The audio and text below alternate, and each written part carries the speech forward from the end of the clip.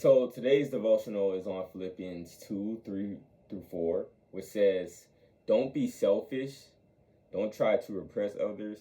Be humble, thinking of others as better than yourselves. Don't look out for your own interests, but take the interest in others too."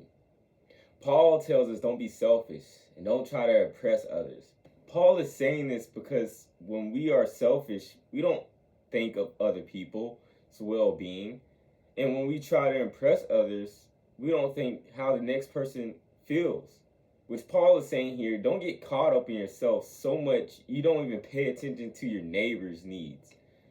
But much like many of us today, we tend to have plans or things to do, and we become so focused on them, we don't even have time for someone else's needs. For example, when going to Walmart, how many of us just want to go in and get out quickly without having to talk to someone? Or how many of us would rather sit down on the bus than give our seat to another person? I could give you many examples, but I think you get the point. Paul is saying here, these aren't interruptions or things that mess up your plans. These are opportunities to be like Christ. And how, you may ask? Paul has an answer for this. In Philippians 2, 5 through 8, he says, "You must have the same attitude Christ Jesus had. Though he was God, he did not think of equality with God as something to cling to. Instead, he gave up his divine privileges. He took the humble position of a slave and was born as a human being. When he appeared in human form, he humbled himself in obedience to God and died a criminal's death on the cross." Paul gives us an example. That example is Jesus, someone who is selfless and humble.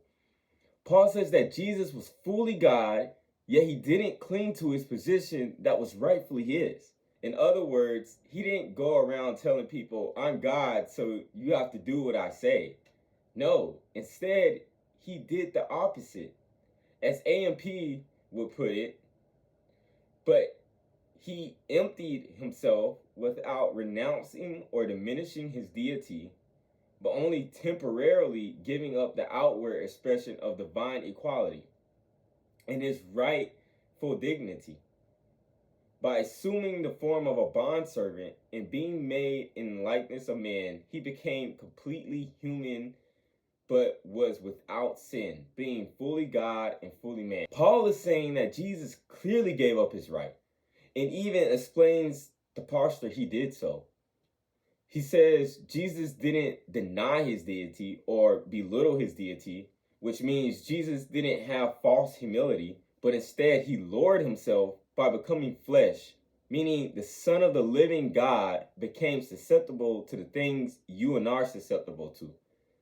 Things like being tired, needing to eat and drink, having to sleep, and even death.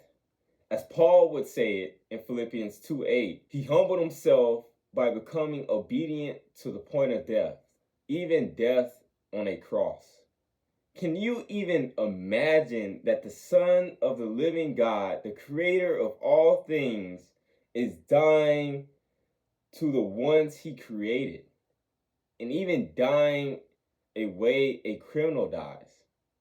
What radical humility Christ has, that although he is the creator of the world, he would let lesser beings nail him to the cross.